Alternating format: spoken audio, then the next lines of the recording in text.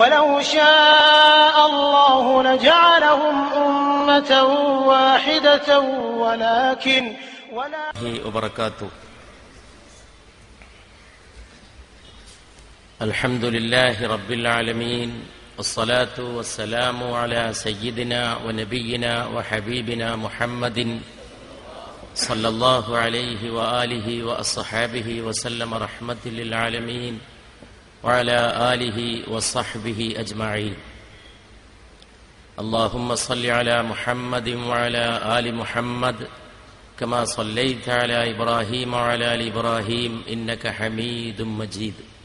ബഹുമാന്യരായ പണ്ഡിതരെ, സഹപ്രവർത്തകരെ, സുഹൃത്തുക്കളെ, സഹോദരന്മാരെ, വിശുദ്ധ റമളാനിന്റെ പുണ്യത്തോടൊപ്പം ഓർക്കപ്പെടാവുന്ന ഒന്നായി മാറിയിരിക്കുന്നു വർഷം തോറും നമ്മുടെ പ്രിയപ്പെട്ട റഹ്മത്തുള്ളാ കാസിമി സാഹിബിന്റെ ഈ പ്രഭാഷണങ്ങൾ. സമുദായത്തിനും സമൂഹത്തിനും വലിയ അപച്യുതി, ധാർമ്മികമായ അപജയം നേരിട്ടുകൊണ്ടിരിക്കുന്ന ഇന്നത്തെ സവിശേഷമായ സാഹചര്യത്തിൽ ഇതുപോലുള്ള കൈത്തിരികളുടെ പ്രാധാന്യവും അതിന്റെ പ്രസക്തിയും വളരെ വളരെ വലുതാണ്. ലൻ യശ്ബഅ മുഅ്മിനുൻ യസ്മഅ മിനൽ ഖൈരി ഹത്താ യകൂന മുൻതഹാഹുൽ ജന്ന. ഖൈർ കേട്ട് കേട്ട് കേട്ട് സ്വർഗ്ഗത്തിലെത്തുന്നവരെ മുഅ്മിനിന് ദാഹശമനം വരികയില്ല. അങ്ങനെ കേൾക്കുക, ഖൈർ കേൾക്കുക, ഖൈറിന്റെ സദസ്സിൽ പോയി ഇരിക്കുക. ഇൽമിനെ മിമ്മൻ യസ്മഊനൽ ഖൗല വയത്തബിഊന മാ അഹ്സന മിൻ. ഖൗല്, നല്ല വാക്കുകൾ കേൾക്കുകയും അതിൽ നിന്ന് ഉത്തമമായതിനെ പിൻപറ്റുകയും ചെയ്യുന്നവർ. കേട്ട് കേട്ട് ഉത്തമമായതിനെ പിൻപറ്റുക, ഉത്തമമായതിനെ, നമ്മുടെ ശരീരത്തിനും നമ്മുടെ ആത്മാവിനും ഉത്തമമായതിനെ പിൻപറ്റുക. ഈ അറിവിന്റെ സംസ്കാരം ഇന്ന് ഭൗതിക സംസ്കാരത്തിന് വഴിമാറിക്കൊടുക്കുന്ന ഒരു വല്ലാത്ത സന്ധിയിലാണ് നമ്മളൊക്കെ ജീവിക്കുന്നത് എന്ന് തിരിച്ചറിവ് നമുക്കുണ്ടാവണം. അവിടെയാണ് റഹ്മത്തുള്ളാ കാസിമി സാഹിബിനെ പോലുള്ള പണ്ഡിതന്മാരുടെ വലിയ വലിയ വാക്കുകൾക്കുള്ള പ്രസക്തിയുള്ളത്. അദ്ദേഹം പറയുന്ന ഓരോ വാക്കും, ഇതൊക്കെ ചില ആളുകൾ പറയാറുണ്ട്, ലോകത്തിങ്ങനെ അനാവശ്യങ്ങളും അരാജകത്വങ്ങളും വർദ്ധിക്കുന്നു, പിന്നെ ഇത്തരം പരിപാടികൾ, ഈ പരിപാടിയാകട്ടെ ഏത് പരിപാടിയാകട്ടെ, എന്നെ പോലുള്ളവരാകട്ടെ കാസിമി സാഹിബിനെ പോലുള്ളവരാകട്ടെ പറയുന്നു, എന്നിട്ടെന്ത് എന്ന്. അത് കാര്യം മനസ്സിലാക്കാത്ത വിശകലനമാണ്. സംഗതിയെ നേരാംവണ്ണം മനസ്സിലാക്കാത്തവരുടെ അഭിപ്രായ പ്രകടനമാണ്. ഇത്തരം സദസ്സുകളും ഇത്തരം സംഭാഷണങ്ങളുമെല്ലാം വലിയ ഫലം ചെയ്യുന്നുണ്ട്. ഒരുപക്ഷെ ഇന്നത്തെ അവസ്ഥയിൽ വെളിച്ചം നിലനിൽക്കുന്നുവെങ്കിൽ അത് ഈ സദസ്സുകൾ കൊണ്ടും ഇൽമിനു വേണ്ടിയുള്ള, ഇൽമിനെ പരിപോഷിപ്പിച്ചുകൊണ്ടുള്ള മറ്റു പ്രവർത്തനങ്ങളും വഴി മാത്രമാണ്. അതും കൂടി ഇല്ലായിരുന്നുവെങ്കിലുള്ള സ്ഥിതി എന്താണ് എന്നാണ് ആലോചിച്ച് നോക്കേണ്ടത്. കട്ട പിടിച്ച കൂരിരുട്ടിലേക്ക് അടിച്ചു വീശുന്ന ടോർച്ചുകളാണ്, അടിച്ചു വീശുന്ന അല്ലെങ്കിൽ കത്തിച്ചു വെക്കുന്ന ദീപനാളങ്ങളാണ് ഇതുപോലുള്ള പരിപാടികൾ. അത് പറഞ്ഞുകൊണ്ടേയിരിക്കണം, ശക്തമായിട്ട് പറയണം. ലോകത്തെ നിലനിർത്തുന്നത് ഇത്തരം സംഗതികളാണ്. ചുറ്റുവട്ടത്തേക്ക് നോക്കിയാൽ മുഴുവൻ പരിശുദ്ധ റമളാനിനെ പോലും കച്ചവടവൽക്കരിക്കാൻ ശ്രമിക്കുന്ന ഒരു സമൂഹമാണ്, ഒരു കാലഘട്ടമാണ്. എല്ലാറ്റിനെയും കച്ചവടവൽക്കരിക്കുക എന്നതാണ് ഏറ്റവും പുതിയ തന്ത്രം. അതിന്റെ ഓമന പേരാണ് ആഗോളവൽക്കരണം, ഉദാരവൽക്കരണം എന്നൊക്കെ പറയുന്നത്. കച്ചവടമാണ്, വെറും കച്ചവടം, കാശും പണവും മാത്രം. ആ ഏർപ്പാട് മാത്രമാണ്. അതിനുവേണ്ടി എല്ലാം മാതാപിതാക്കൾ വീട്ടിലേക്ക് പണം കൊണ്ടുവരുന്നില്ലെങ്കിൽ ആ മരം, പണം കായ്ക്കാത്ത മരം വെട്ടിക്കളഞ്ഞേക്കണം എന്നാണ് ഈ പുതിയ സംസ്കാരം പഠിപ്പിക്കുന്നത്. അവരെ വീട്ടിൽ പാർപ്പിക്കരുത്. മുടക്കാച്ചരക്കായിട്ട് സമ്പാദ്യം കൊണ്ടുവരാൻ കഴിയാത്ത അവശനായ നിന്റെ പിതാവിനെ വല്ല വൃദ്ധസദനത്തിൽ കൊണ്ടുപോയി തള്ളു എന്നാണ് ഈ സംസ്കാരം പഠിപ്പിക്കുന്നത്. ഏറിയാൽ അയാൾക്ക് മണി ഓർഡർ അയച്ചു കൊടുത്തോ, ഡ്രാഫ്റ്റ് അയച്ചു കൊടുത്തോ, എന്നാലും അയാളെ വീട്ടിലെന്തിന് പാർപ്പിക്കണം? ഈ അവശൻ, ഞരങ്ങുകയും മൂളുകയും ചെയ്യുന്ന ഈ വൃദ്ധനെ കൊണ്ട് വീട്ടിലെന്ത് പ്രയോജനം? വീട്ടിലെല്ലാവരും സമ്പാദിക്കണം. ഭാര്യയ്ക്ക് ജോലിയുണ്ട്, ഭർത്താവിന് ജോലിയുണ്ട്, മകൻ കമ്പ്യൂട്ടർ പഠിച്ചു, മകള് പഠിച്ചുകൊണ്ടിരിക്കുന്നു, ഒരാൾ ഡോക്ടറായി, മറ്റാൾ ഡോക്ടറായി കൊണ്ടിരിക്കുന്നു. എല്ലാവരും സമ്പാദ്യമാണ്, പണം കൊണ്ടുവരുന്നു. പണം കായ്ക്കാത്ത ഒരു മരവും ഭൂമിയിൽ വെച്ചേക്കരുത്, അതിനെ വെട്ടിക്കളയണം. അങ്ങനെയാണ് ഇന്ന് വൃദ്ധസദനങ്ങൾ ഉയർന്നു വന്നിട്ടുള്ളത്. ഒന്ന് ആലോചിച്ച് നോക്കൂ, ലോകത്തിലെ ഏത് ഗ്രന്ഥത്തിലാണുള്ളത്? ലോകത്തിലെ ഏത് ഗ്രന്ഥത്തിലാണുള്ളത് നിന്റെ മാതാപിതാക്കളോട് നീ ഉഫ് എന്ന് പോലും പറഞ്ഞു പോകരുത് എന്ന്? സ്കൂളിലുണ്ടോ? കോളേജിലുണ്ടോ? അതുകൊണ്ട് ഈ വിജ്ഞാനം മാനവരാശിയെ നിലനിർത്താനുള്ള വിജ്ഞാനമാണ്. പരിശുദ്ധ ഖുർആൻ ഉയർത്തിക്കാണിക്കുന്ന പ്രകാശം മനുഷ്യവംശത്തിന്റെ നിലനിൽപ്പിനു വേണ്ടിയും അതിന്റെ നന്മക്കും അതിന്റെ ക്ഷേമത്തിനും വേണ്ടിയുള്ള വിജ്ഞാനമാണ്. ഞാൻ ഓർക്കുകയാണ്, ഒരു അറബ് സാഹിത്യ സെമിനാറിൽ എനിക്ക് പങ്കെടുക്കാൻ അവസരമുണ്ടായി ഏതാനും വർഷങ്ങൾക്ക് മുമ്പ്. അതിൽ പ്രസംഗിച്ച ജോർദാനിൽ നിന്ന് വന്ന ഒരു പണ്ഡിതൻ ഉഫ് എന്ന വാക്കിനെ കുറിച്ചാണ് അരമണിക്കൂർ സംസാരിച്ചത്. ഞാൻ അത്ഭുതപ്പെട്ടു പോയി. ലാ തഖുൽ ലഹുമാ ഉഫിൻ, നീ നിന്റെ മാതാപിതാക്കളോട് ഉഫ് എന്ന് പോലും പറഞ്ഞു പോകരുത്. നമ്മളതിനെ മലയാളത്തിൽ ഛേ എന്ന് പരിഭാഷപ്പെടുത്താറുണ്ട്.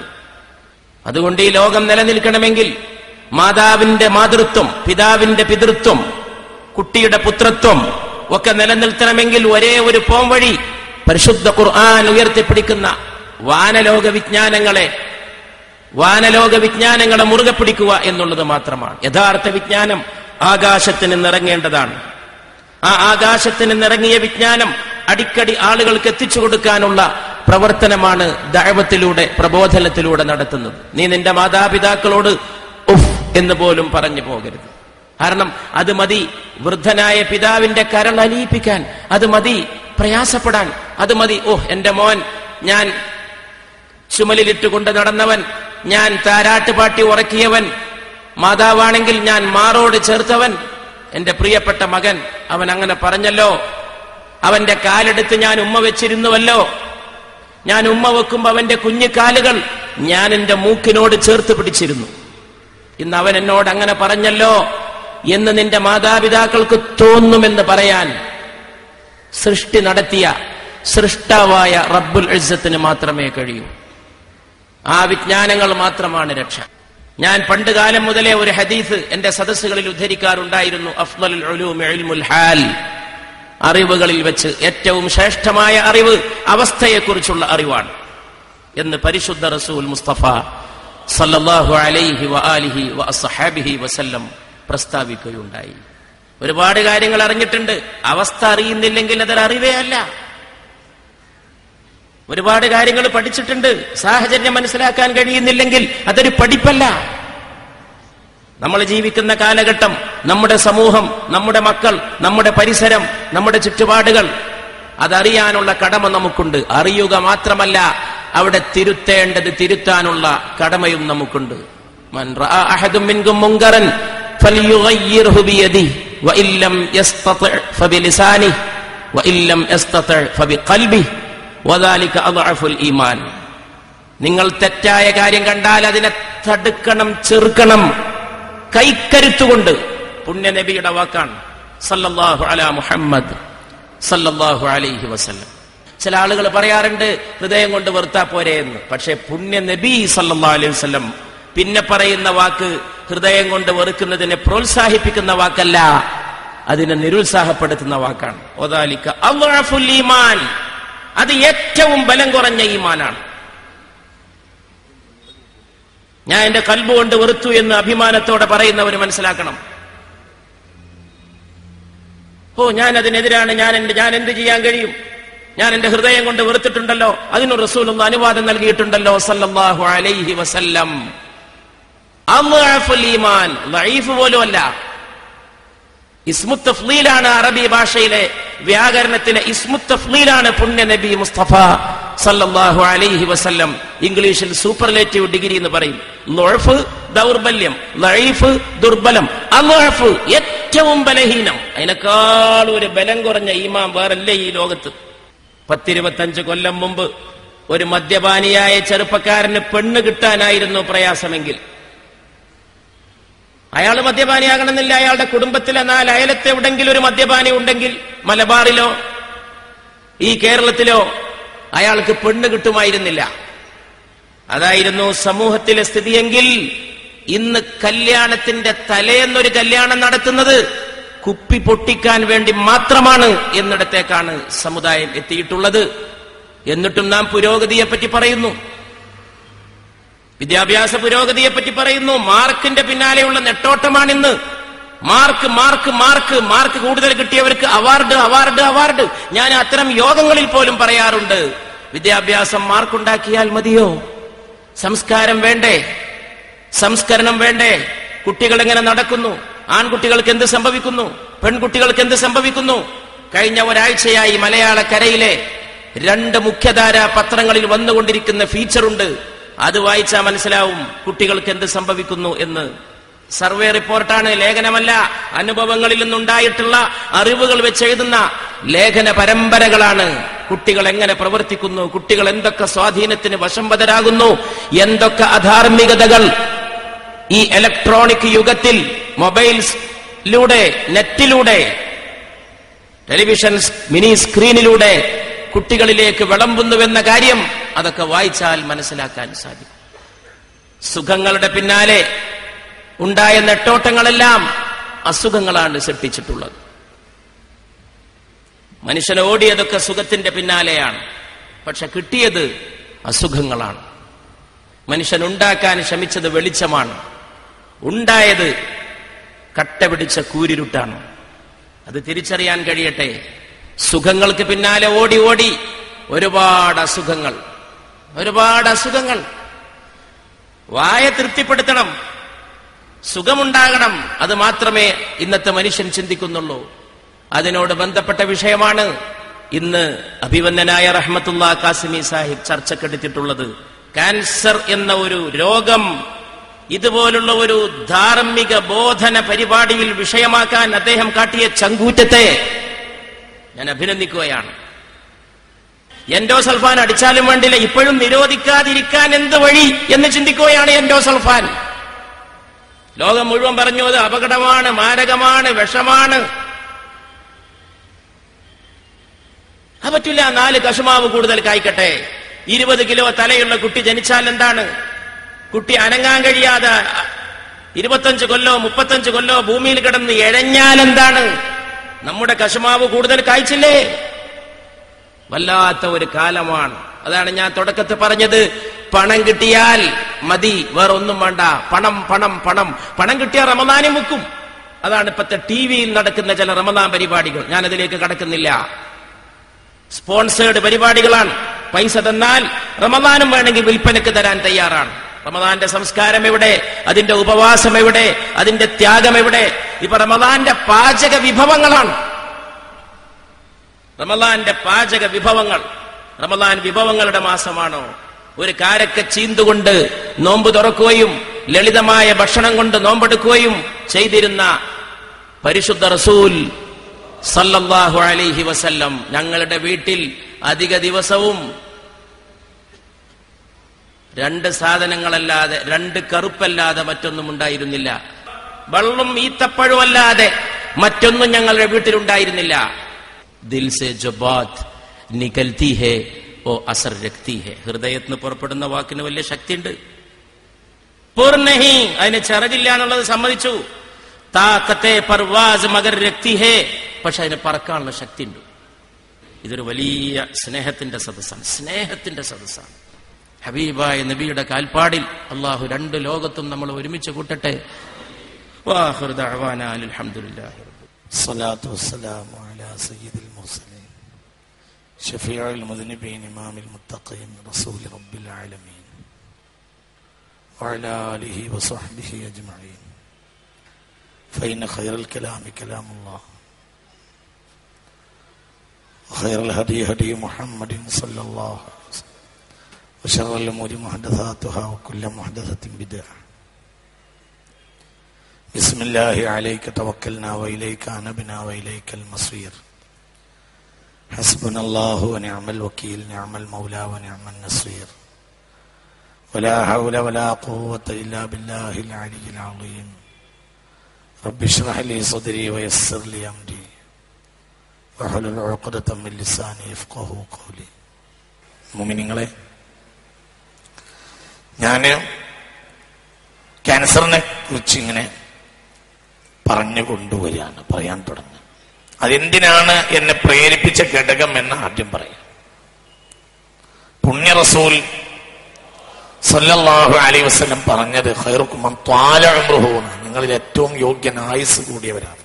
നിങ്ങളിൽ ഏറ്റവും യോഗ്യൻ ആയുസ് കൂടുതൽ കിട്ടിയവരാണെന്ന് പുണ്യ റസൂൽ സല്ലല്ലാഹു അലൈഹി വസല്ലം പറഞ്ഞിട്ടുണ്ട്. അപ്പോൾ വലിയ കാര്യം തന്നെ, ചെറിയതല്ല. ആയുസ് കൂടുതൽ കിട്ടൽ വലിയ കാര്യമാണ്. നിങ്ങളെ കൂട്ടത്തിലെ ഏറ്റവും യോഗ്യൻ എന്നാണ് ഹബീബ നബി പറഞ്ഞത് സല്ലല്ലാഹു അലൈഹി വസല്ലം.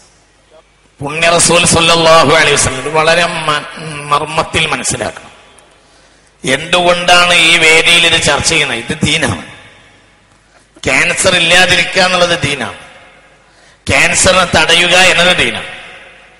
കാരണം നിങ്ങളിൽ ഏറ്റവും ഉത്തമൻ എന്നത് പുണ്യ നബി പറഞ്ഞത് മൻ ത്വാല ഉംറുഹു, ആയുസ് കൂടുതൽ കിട്ടിയവനും വഹസുന അമലുഹു, അതനുസരിച്ച് നല്ലത് ചെയ്യാൻ കഴിഞ്ഞവനുമാണ് ഏറ്റവും നല്ലവൻ അവനാണെന്ന് പുണ്യ റസൂൽ. ഇമാം തിർമദി ഹദീസ് രേഖപ്പെടുത്തി അബീ ബക്രത ഖാല ഇന്ന റജുലൻ ഖാല യാ റസൂലല്ലാഹി യുനാസി ഖൈർ. കേട്ടോ, ഒരാള് ഹബീബായ നബിയോട് ചോദിച്ചു, നബിയെ മനുഷ്യരിൽ ഏറ്റവും യോഗ്യൻ ആരാണ്? പുണ്യ റസൂലിനോട് സല്ലല്ലാഹു അലൈഹി വസല്ലം പുണ്യ നബിയെ അയ്യുനാസ് ഖൈറുൻ, ജനങ്ങളിൽ ഏറ്റവും യോഗ്യൻ, ഗുണമുള്ളവൻ, ഉത്തമൻ ആരാണ് എന്ന് പുണ്യ റസൂലുള്ളാഹിയോട് ചോദിക്കപ്പെട്ടു സല്ലല്ലാഹു അലൈഹി വസല്ലം. തുർമുദി ഹദീസ് രേഖപ്പെടുത്തിയിട്ടുണ്ട്. ചോദ്യം, പ്രഭാഷണ മധ്യേ പുണ്യ റസൂൽ പറഞ്ഞതല്ല, ചോദ്യമാണ്, കൃത്യമായ ഉത്തരമാണ്.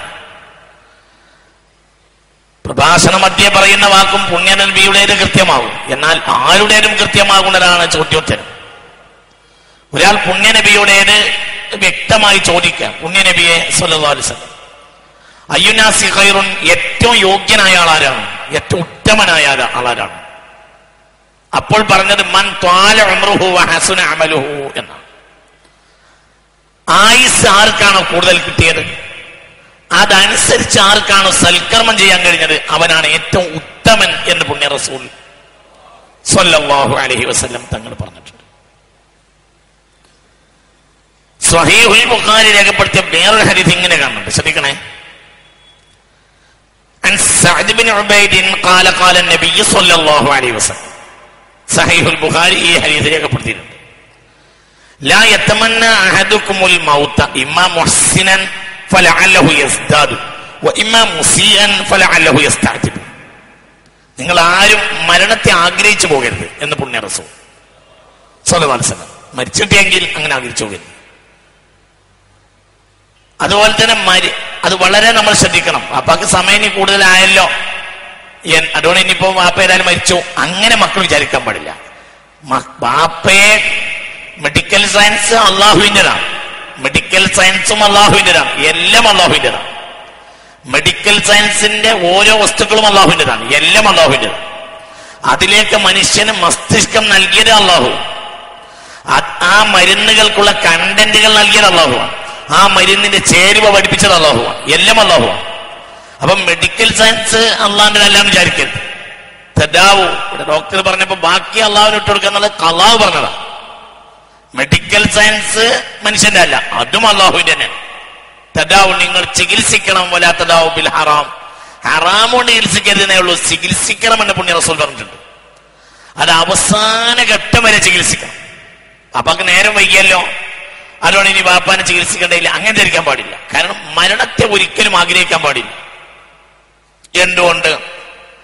ഇമാം മുഹ്സിനൻ, ഈ ആള്, ഈ രോഗി, ഈ മനുഷ്യൻ നല്ലവനാണെങ്കിൽ ഫലഅല്ലഹു യസ്ദാദു, ആ നന്മ വീണ്ടും ഇവിടെ നിലനിൽക്കൂലേ, നീണ്ടുപോകൂലേ? അപ്പൊ പരമാവധി ആ കാഴ്ച കിട്ടലല്ലേ നല്ലത് എന്ന്. നീയാകട്ടെ വേറൊരാളാകട്ടെ, നല്ല ആളാണ് എങ്കിലും വയസ്സ് കൂടുതൽ കിട്ടണം. കാരണം ആ നന്മയുടെ വീണ്ടും വീണ്ടും നിലനിൽക്കണം. അള്ളാഹു തൗഫീഖ് ചെയ്യട്ടെ. ഒരാൾ ചെയ്യുന്ന നന്മയോ അയാളുടെ അറിവോ നമുക്ക് എടുക്കാൻ കഴിയില്ല. ശംസുൽ ഉലമ റഹ്മഹുല്ലാ എന്ന മഹാനായ മനുഷ്യൻ നമ്മൾ മറവ് ചെയ്തപ്പോൾ ആ മഹാവിജ്ഞാനത്തെയും കൂടിയാണ് മറവ് ചെയ്തത്. അതുകൊണ്ടാണ് വേദന, അതാണ് പ്രശ്നവും. അതുകൊണ്ടാണ് മൗത്തുൽ ആലിമി മൗത്തുൽ ആലം എന്ന് പറഞ്ഞത്. അതുകൊണ്ടാണ് ആലിം മരിക്കുന്നത് ലോകം മരിക്കുന്നു എന്ന് പറയാൻ കാരണം അതുകൊണ്ട് എടുക്കാൻ കഴിയില്ല. അതങ്ങനെ തന്നെ ഒരു ആയുസ് മുഴുവനും സമ്പാദിച്ച വിജ്ഞാന മസ്തിഷ്കത്തിലാണ്, അതങ്ങനെ പകർന്നു കൊടുക്കാനും കഴിയില്ല അവർക്ക്. ഒന്നിനും വേറൊന്നും പകരാവില്ല. പ്രത്യേകിച്ച് വിജ്ഞാനം ഒരിക്കലും ആ രൂപത്തിൽ പകർന്നു കൊടുക്കാൻ കഴിയില്ല. ആ പരിചയവും ആ അള്ളാഹുവിന്റെ പ്രത്യേക മശീഅത്തിന്റെ ദുനിയാ ജ്ഞാനവും അതൊന്നും പകർന്നു കൊടുക്കാൻ കഴിയില്ല. അപ്പോൾ ഒരാൾ അത്തരം ആളുകളുടെയും എല്ലാവരുടെയും ആരാണെങ്കിലും ആയുസ് കൂടുതൽ കിട്ടാൻ ആഗ്രഹിക്കണം, അതിനുവേണ്ടി പണിയെടുക്കണം. മനുഷ്യന്മാര് കുറച്ചുകൂടെ മരിച്ചു പോട്ടെ അങ്ങനെ വിചാരിക്കാൻ പാടില്ല. എന്തുകൊണ്ട്? ഇമാം മുഹ്സിൻ ഗുണവാനാണെങ്കിൽ ഫലഅല്ലഹു യസ്ദാദു, ആ നന്മ അയാൾ ഇങ്ങനെ വർദ്ധിപ്പിക്കും. ഇമാം മുസിയാൻ ചിലപ്പോൾ മോശപ്പെട്ട ആളായിരിക്കും, ഫലഅല്ലഹു യസ്തഅതിബു, നന്നായിട്ട് തൗബ ചെയ്ത് നന്നായി തീരാനും സാധ്യതയുണ്ടല്ലോ, അപ്പോഴും ആയുസ് കൂടുതൽ കിട്ടലല്ലേ നല്ലത് എന്ന് പുണ്യ റസൂൽ സല്ലല്ലാഹു അലൈഹി വസല്ലം. ഇത് ജീവിതവും മരണവും തമ്മിലുള്ള വ്യത്യാസം. ഒരാൾ ജീവിക്കുകയാണെങ്കിൽ പരമാവധി ജീവിപ്പിക്കാൻ ശ്രമിക്കണം. ഒരാൾ മരിച്ച പെട്ടെന്ന് ഒഴിവാക്കും വേണം, പെട്ടെന്ന് മറവിയണം എന്ന് പുണ്യ റസൂൽ പറഞ്ഞു. കാരണം ഹബീബായ നബി സല്ലല്ലാഹു അലൈഹി വസല്ലം മരിക്കുന്നിടത്ത് പറഞ്ഞ കാരണം വേറെയാ. ഒരാൾ മരിച്ചു കഴിഞ്ഞാൽ വേഗം അയാൾ കൊണ്ട് മറവിയണം. കാരണം അയാളുടെ ഖബർ എന്ന നല്ലവനാണെങ്കിൽ ഖബർ അയാൾക്ക് സന്തോഷകരമാണ്. അപ്പോൾ ഈ ലോകത്തെ ഈ കട്ടിലുമേൽ ഇങ്ങനെ കിടക്കുന്നതിനേക്കാൾ ആ സന്തോഷപ്പെട്ട ഖബറിൽ പോയി കിടക്കലാണ് അയാൾക്ക് നല്ലത്. ചിലപ്പോൾ അയാൾ മോശപ്പെട്ടവനായിരിക്കും, എങ്കിൽ ഒരു മോശപ്പെട്ടവനെ കൊണ്ട് ഇങ്ങനെ വെച്ചുകൊണ്ടിരിക്കുന്നതിനേക്കാൾ നല്ലത് അത് പെട്ടെന്ന് ഒഴിവാക്കലാണ് നിങ്ങൾക്ക് നല്ലത്. എന്താണെങ്കിലും നല്ലത് അയാളെ കൊണ്ട് മറവ് ചെയ്യലാണെന്ന് പുണ്യ റസൂൽ സ്വല്ലല്ലാഹു അലൈഹി വസല്ലം. രണ്ടും രണ്ട് രീതിയാണ്. ആ ജീവിക്കുന്ന ആളാണെങ്കിൽ പരമാവധി അയാൾക്ക് ആയുസ് കൂട്ടാനുള്ള കാര്യത്തിൽ എത്തിക്കണം എന്ന് പുണ്യ റസൂൽ സ്വല്ലല്ലാഹു അലൈഹി വസല്ലം ഈ ഹദീസ് സ്വഹീഹുൽ ബുഖാരി രേഖപ്പെടുത്തിയിട്ടുണ്ട്. അപ്പൊ ആയുസ് കൂടുതൽ നമുക്ക് കിട്ടണം, അല്ലാഹു തൗഫീഖ് ചെയ്യട്ടെ. അതിന് കല്യാണച്ചോറ് കഴിക്കേണ്ടതാണെങ്കിൽ കഴിക്കണ്ട, അങ്ങനെ കല്യാണച്ചോറ് കഴിക്കണമെന്ന് വാശിയുണ്ട. കല്യാണച്ചോറ് കഴിച്ചാൽ ആയുസ് കുറയും എന്നാണെങ്കിൽ അതൊക്കെ ബന്ധമുള്ളത് തന്നെയാണ്. ആയുസ് കുറയിൽ രണ്ട് ജാതി ആയുസ് കുറയലുണ്ട്. അപ്പോൾ ചോദിക്കും, അള്ളാഹു അജല് നേരത്തെ നിശ്ചയിച്ചിട്ടില്ലേ? അജൽ രണ്ട് ജാതിയാണ്. ഒന്ന് അജലൊക്കെ നിശ്ചയിച്ചിട്ടുണ്ട്, പക്ഷെ എന്താവെന്നറിയോ, ഒരജലിൽ നമ്മളെ കാണാതെയോ. നമ്മൾ അറിയുന്ന ചില ആളുകളുണ്ടല്ലോ, അയാൾ 10 കൊല്ലം മുമ്പ് ബെഡിൽ കിടക്കുന്നുണ്ടാവും. നമ്മളെ ധാരണയിൽ അയാൾ മരിച്ചു എന്ന് വരെ നമ്മൾ വിചാരിക്കും. സത്യത്തിൽ അയാള് ഒരു നിലക്ക് ആ കിടക്കണോട് കൂടെ തന്നെ അയാൾ വിസ്മൃത ഇല്ലാണ്ടുപോയി. വളരെ ചിന്തിക്കണം ഈ പറഞ്ഞത്. ആയുസ് ബാക്കി അയാൾ കട്ടിലിൽ കിടന്ന് തീർക്കും. ഈ കട്ടിലിൽ കിടന്ന് തീർത്തിട്ട് വലിയ കാര്യമൊന്നുമില്ല, സമൂഹത്തിനുമില്ല, അയാൾക്കില്ല. അള്ളാഹു കാത്തിരക്ഷിക്കട്ടെ. അപ്പോൾ ആരോഗ്യവനായി ആയുസ് നിലനിൽക്കണം. അതിനെന്ത് വേണം? അതനുസരിച്ചുള്ള രോഗങ്ങളും മറ്റു കാര്യങ്ങളും ഒഴിവായിട്ട് ആരോഗ്യം നിലനിൽക്കണം. അതിനാവശ്യമായത് ഈ ഭക്ഷണങ്ങൾ നിയന്ത്രിക്കലാണെങ്കിൽ നിയന്ത്രിക്കണം എന്ന് പറഞ്ഞ ഹദീസിൽ ഞാൻ വരുന്നുണ്ട്, ഞാൻ പറയാം. ഇതുവരെ ഡോക്ടർമാർ ഇന്ന് പറഞ്ഞതാ. ഹബീബായ റസൂലുള്ളാഹി ഭക്ഷണം നിയന്ത്രിക്കണം എന്ന് പറഞ്ഞാൽ നിയന്ത്രിക്കണം എന്ന് പറഞ്ഞാൽ നിയന്ത്രിക്കണം തന്നെ. ഇപ്പൊ ഇന്നലെ നോമ്പിന്റെ കബൂലിയത്തിന് 6 കാര്യം പറഞ്ഞു അല്ലേ? നോമ്പ് കബൂലാക്കാൻ 6 കാര്യം നമ്മൾ പറഞ്ഞു. അതിൽ 6 കാര്യത്തിൽ 5ാമത്തെ കാര്യം പറഞ്ഞത് എന്താ? രാത്രി ഭക്ഷണത്തെ കുറക്കണം. രാത്രി ഭക്ഷണത്തെ കുറക്കണം പറഞ്ഞു. പകലേതായാലും ഭക്ഷണം ഇല്ലല്ലോ, രാത്രി ഭക്ഷണത്തെ കുറക്കുക ദീനാണ്. അപ്പോഴേ നോമ്പ് കബൂലാവുള്ളൂ. ആരാ പറയുന്നത്? ഇമാം ഗസ്സാലി റളിയല്ലാഹു അൻഹു. വളരെ ആരോഗ്യമുള്ള ഒരു കാലഘട്ടത്തിൽ ജീവിച്ച ആളുകളാണ് അവരൊക്കെ. അക്കാലത്ത് ജീവിച്ച സയ്യിദുന ഇമാം ഗസ്സാലി റളിയല്ലാഹു അൻഹു ഏകദേശം 1000 കൊല്ലം മുമ്പാണ് ഇഹ്യ ഉണ്ടാക്കിയിട്ടുള്ളത്. ഏകദേശം 1000 കൊല്ലത്തോളം, ഏകദേശം 1000ത്തോളം കൊല്ലം മുമ്പാണ് ഇഹ്യ ഉണ്ടാക്കിയത്. അന്ന് ഇഹ്യയിൽ രേഖപ്പെടുത്തിയിട്ടുണ്ട്, നോമ്പ് കബൂലാവാനുള്ള 6 ഷർത്ത് പറഞ്ഞ കൂട്ടത്തിൽ 5ാമത്തെ ഷർത്ത് തഖ്ലീലു ത്വആമി ലൈലൻ, രാത്രി ഭക്ഷണം കുറക്കുക. വല്ലുൽ ബസറ ഹിഫ്ദുൽ ലിസാൻ കഫ്ഫു സംഅ കഫ്ഫു ബഖിയത്തിൽ ജവാരിഹി തഖ്ലീലു ത്വആമി ലൈലൻ അദ്ദുആഉ ഖായിഫുൻ ലൈലൻ. അങ്ങനെയാണ് 6 കാര്യമാണ്. എന്നാലും നോമ്പ് കബൂലാവുള്ളൂ ഇമാം ഗസ്സാലി റളിയല്ലാഹു അൻഹു. അപ്പോൾ 5ാമത്തെ കാര്യം രാത്രി ഭക്ഷണത്തെ കുറക്കണം. അത് കുറക്കൽ വലിയ കാര്യം തന്നെയാണ്, വലിയ ഉപകാരം ഉണ്ടാവും, വളരെ നേട്ടം ഉണ്ടാവും. പ്രയാസങ്ങളിൽ ഒരുപാട് പ്രയാസങ്ങൾ ഒഴിവാകും. അപ്പൊ അത് ചെയ്യണം. ഞാൻ ആ ഭാഗത്തേക്ക് വരുന്നുണ്ട്. അത് ചെയ്യണം. അതിന്റെ ഫലം നമ്മൾ അനുഭവിക്കും. നമുക്ക് വളരെ നേട്ടങ്ങൾ ഉണ്ടാകും, അനുഭവിക്കും. ഞാൻ ഏറ്റവും ചുരുങ്ങിയ ഒരൊറ്റ ഉദാഹരണം പറയാം. സാധാരണയായി ഞാൻ ഇപ്പൊ ഈ നോമ്പൊക്കെ വന്നാൽ പ്രത്യേകിച്ചും 2 മണിക്ക് ഉറങ്ങിയിട്ട് 4:30 ഇങ്ങനെ എണീക്കും. പിന്നെ ഉറങ്ങാൻ സമയേ ഉണ്ടാവില്ല. കാരണം ഈ റമളാനിന്റെ കാര്യം എന്ന് പറഞ്ഞാൽ വലിയ പണിയാണ്. നിങ്ങളൊക്കെ നടക്കാൻ ആഗ്രഹിക്കാനും ചില സമയത്ത് ഞാനിങ്ങനെ ആഗ്രഹിച്ചുകൊണ്ട് എന്തുകൊണ്ട് നല്ല തടിക്ക് ഭയങ്കര പണിയുണ്ടാവും. അതാണ് എല്ലാവരും ഇവിടെ എത്തിക്കഴിഞ്ഞിട്ടാണ് അവസാനം പലപ്പോഴും ഞാൻ വരാറുള്ളത്. കാരണം പലതും അതിലേക്ക് ചേർത്ത് എഴുതാനും പഠിക്കാനും ഇരുന്ന് ധാരാളം പഠിപ്പ് എന്നത് അങ്ങനെയാണ്. ചില കാര്യങ്ങൾ നേരത്തെ പഠിച്ചു വെച്ചത് പിന്നെ മാറ്റേണ്ടി വരും, അതിനേക്കാൾ പ്രധാനപ്പെട്ട കാര്യങ്ങൾ കിട്ടുമ്പോൾ. അപ്പൊ ആദ്യം അങ്ങനെ വെട്ടി ഒഴിവാക്കി വലിയ പണിയാണ്. അപ്പൊ ഒരു ദിവസം നോമ്പിന്, പ്രത്യേകിച്ച് ഈ 10 കൊല്ലം ഈ നോമ്പിന് ഞാൻ ഒരു 2.5-3 മണിക്കൂറിലേറെ ഉറങ്ങാറേയില്ല. ഈ 10 കൊല്ലം ഒരു നിലയ്ക്ക് ഞാൻ പറയാ ഈ പരിപാടി ഇത്ര ഭംഗിയായി നടന്നു പോകാനുള്ള കാരണം, അതിനുള്ള അടിസ്ഥാന കാരണം നോമ്പ് കാലത്ത് ഭക്ഷണം വളരെ കുറക്കും. അത് ഞാൻ നേരിട്ട് അനുഭവിക്കുന്നതാണ്. വളരെ കുറവ്. നോമ്പ് തുറക്കാൻ ഞാൻ പോകാറില്ല. ഒരു വീട്ടിലേക്ക് നോമ്പ് തുറക്കാൻ വിളിച്ചാലും നല്ല നിരക്ക് നിരസിക്കുക, അങ്ങനെ പോവാറില്ല. ചെറിയ ഒരു വെള്ളം, 1 കാരക്ക 2 കാരക്ക, ഇങ്ങനെ എന്തെങ്കിലും ചെറുതുകൊണ്ട്, വളരെ ചെറുതായ ഒരു ഭക്ഷണം കൊണ്ട് നോമ്പ് തുറക്കും. പിന്നെ അപ്പോൾ തൽക്കാലം ഭക്ഷണം കഴിക്കില്ല. പിന്നെ തറാവിയൊക്കെ മറ്റേ കഴിഞ്ഞിട്ട് ഒരു ലേശം എന്തെങ്കിലും ഭക്ഷണം കഴിക്കും. പിന്നെ ആ അത്താഴത്തിന് ചെറുതെന്തെങ്കിലും കഴിക്കും. ചെറുതെന്ന് പറഞ്ഞാൽ ചെറുത് തന്നെ, അത് തന്നെ. സത്യത്തിൽ ഈ ഒരു 10 കൊല്ലം ഈ പരിപാടി, ഞാൻ പറഞ്ഞില്ല, ഞാൻ നിങ്ങളോട് ഞാൻ ഒരു ദശമൂലാരത്തൊന്നും ഞാനൊന്നും കുടിക്കാറില്ല. ഞാൻ ഈ പരിപാടി തുടങ്ങിയാന്ന് എനിക്ക് ഒച്ചയ്ക്ക് കുറച്ച് കമ്മി ഉണ്ടായിരുന്നു. അതിന് കാരണം ആ ആഴ്ച ഞാൻ പ്രസംഗിച്ചിട്ടില്ല എന്നുള്ളതാണ്. ഈ കഴിഞ്ഞ ആഴ്ച പരിപാടി തുടങ്ങിയാന്ന് ലേശ ശബ്ദം കമ്മിയാണ്. അതിന് കാരണം അതാണ്. എപ്പോൾ പ്രസംഗം നിർത്തിയോ അപ്പോൾ ഒച്ച കുറയും, എപ്പോൾ പ്രസംഗിക്കണോ അപ്പോൾ ഒച്ച കൂടും. അള്ളാന്റെ ഒരു ഫضലാണ്. അള്ളാഹു നിലനിർത്തി തരട്ടെ. അപ്പൊ ഇതിനെല്ലാം നമ്മുടെ ജീവിത രീതി മുഖ്യമായ ഘടകമാണ് എന്ന് നമ്മൾ ഓരോരുത്തരും ചിന്തിക്കേണ്ടതുണ്ട്. ഇനിയും നമ്മൾ നന്നാകേണ്ട മറ്റു ധാരാളം വിഷയങ്ങളുണ്ട്. ബഹുമാനപ്പെട്ട ആലിക്കുട്ടി സാഹിബ് ഇപ്പോൾ ഇവിടെ എന്ന് പറഞ്ഞു, ഞാൻ ആദ്യം നിങ്ങളെങ്ങനെ കുറച്ച് തടി കുറഞ്ഞല്ലോ എന്ന് പറഞ്ഞു. സമാധാൻ സാഹിബ് ഞങ്ങൾ ഇന്ന് സംസാരിച്ചപ്പോൾ ആലിക്കുട്ടി സാർ ഡോക്ടർ സംസാരിച്ചുകൊണ്ടിരിക്കുന്നുണ്ട്. അപ്പൊ ആലിക്കുട്ടി സാഹിബ് പറഞ്ഞു, പിന്നെ ഒരുപാട് റാഹത്തായിട്ടുണ്ട്, ഞാൻ ആദ്യം ഭക്ഷണം 1/3 കുറച്ചു, ഇപ്പോൾ പകുതിയും കുറച്ചു എന്ന് പറഞ്ഞു. ആദ്യം 1/3 കുറച്ച് ഇപ്പൊ പകുതിയാക്കി. ഇപ്പൊ പഴയ ഭക്ഷണത്തിന്റെ പകുതി മാത്രം ഭക്ഷണം കഴിക്കുന്നുള്ളൂ. അതുകൊണ്ട് ആണ് ഒരു റാഹത്ത്. ഇപ്പോ രോഗങ്ങളൊക്കെ വളരെ കുറഞ്ഞു എന്ന് പറഞ്ഞു. അപ്പൊ എന്തൊക്കെയാണ് ഇതെല്ലാം ദീൻ തന്നെയാണ്. കാരണം നമുക്കിവിടെ ഈ ആളുകളൊക്കെ ഓടിച്ചാടി ഇവിടെ നടക്കണം, അപ്പോഴേ ഒരുപാട് നന്മകൾ ഇവിടെ നടക്കുള്ളൂ. പ്രത്യേകിച്ച് ഈ ഇരിക്കുന്ന നിങ്ങളൊക്കെ നന്മ ആഗ്രഹിക്കുന്നവരാ. നിങ്ങൾക്ക് ആയുസ് ഉണ്ടാവാനുള്ള ഈ ഭൂമിയുടെ ആവശ്യം. ഹജ്ജിന് പോണ ആളുകൾക്ക് സൗകര്യം ചെയ്തു കൊടുക്കുന്ന ഭൂമിക്ക് സൗകര്യം ചെയ്തു കൊടുക്കാണ് മഹാന്മാർ രേഖപ്പെടുത്തിയിട്ടുണ്ട്. എന്തുകൊണ്ട്? ഹജ്ജ് നടന്നാലേ ഭൂമി നിലനിൽക്കുള്ളൂ. ശ്രദ്ധിക്കണേ ഒരു കാര്യം, ഹജ്ജിന് പോണ ആളുകൾക്ക് അള്ളാഹുവിന്റെ അതിഥികൾക്ക് സ്വാഗതം എന്നൊരു ബോർഡ് വെച്ചാൽ പോലും അത് ഖൈറാ. എന്തുകൊണ്ട്? ഹജ്ജ് നടക്കുന്ന ഭൂമി നടക്കാൻ വേണ്ടിയാണ്. ലൗലം യഹുജ്ജന്നാസു ലഅത്ബഖല്ലാഹു സമാ അലൽ അർളി എന്ന് പുണ്യ റസൂൽ. ഹജ്ജ് നടന്നിട്ടില്ലെങ്കിൽ ആകാശത്തെ അള്ളാഹു മറിച്ചിടുന്ന റസൂലുള്ളാഹി സ്വല്ലല്ലാഹു അലൈഹി വസല്ലം. അപ്പൊ ഹജ്ജിന് പോകുന്ന ആളുകളോ, അവര് ഹജ്ജിന് പോവണം. ഹജ്ജിന് പോയിട്ടില്ലെങ്കിൽ ഇവിടെ പലതും നടക്കും, ഇവിടെ ഭൂമിയുടെ നന്മ നഷ്ടപ്പെട്ടു. അപ്പൊ ഹജ്ജിന് പോവുക, ആ നന്മ നടക്കുന്ന ആള് അയാൾക്ക് വേണ്ടി മാത്രമല്ല, ആ ആള് ഈ ലോകത്തിന് വേണ്ടി വർക്ക് ചെയ്യാണ്. എന്നതുപോലെ ഇരിക്കണം നിങ്ങളെല്ലാരും. നിങ്ങളുടെ ഓരോ ചവിട്ടലിയും സ്വർഗത്തിലേക്കാണ്. മൻ സലക ത്വരീഖൻ യൽതമിസു ഫീഹിൽ ഇൽമ സലക ത്വരീഖൻ ഇലൽ ജന്ന. ഇൽമിന്റെ വഴിയിലേക്ക് ഒരു ചവിട്ടടി വെച്ച് നടന്നവൻ സ്വർഗത്തിൽ ചവിട്ടടി വെച്ചു എന്നാ പുണ്യ റസൂൽ പറഞ്ഞത്. അപ്പൊ ഒരു കാര്യം മനസ്സിലാക്കുന്നു, എന്ത്?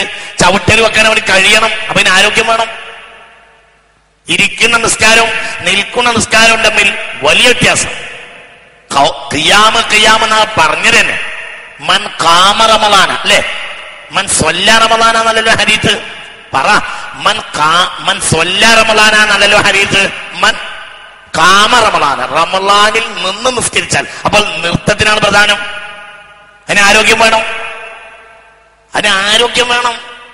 ആ കസരത്തിരുന്നാ പോരാ, ആരോഗ്യം വേണം. അതിന് എന്തൊക്കെ നിയന്ത്രിക്കേണ്ടത് നിയന്ത്രിച്ചു കൊണ്ടുവരണം. നമ്മൾ പള്ളിയില് നമ്മൾ ഇതെന്താ പറഞ്ഞത്? ഈ ആരോഗ്യം ദീനാണെന്ന് മനസ്സിലാക്കണം. ഈ എൻവയോൺമെന്റ് പ്രശ്നങ്ങൾ ദീനാണെന്ന് മനസ്സിലാക്കണം. ഇതൊക്കെ ദീനാണ്. കാരണം ഇതില്ലെങ്കിൽ നമുക്ക് നടന്നു പോകാൻ കഴിയില്ല, മുന്നോട്ട് പോകാൻ കഴിയില്ല. അള്ളാഹു നമ്മളെ നന്നാക്കി തരട്ടെ. ചിന്തിക്ക്, പള്ളിയില് നമ്മൾ തൽക്കാലം സുന്നത്ത് നിസ്കാരങ്ങൾക്കോ ഇനി സുജൂദും മറ്റും ചെയ്യാൻ കഴിയാത്ത ആളുകൾക്ക് കസേരട്ട് നിസ്കരിച്ചാൽ മതിയാവില്ലേ? മതിയാവും. പക്ഷെ അത് എന്തുപോലെ ആവില്ല, ഖിയാമ പോലെ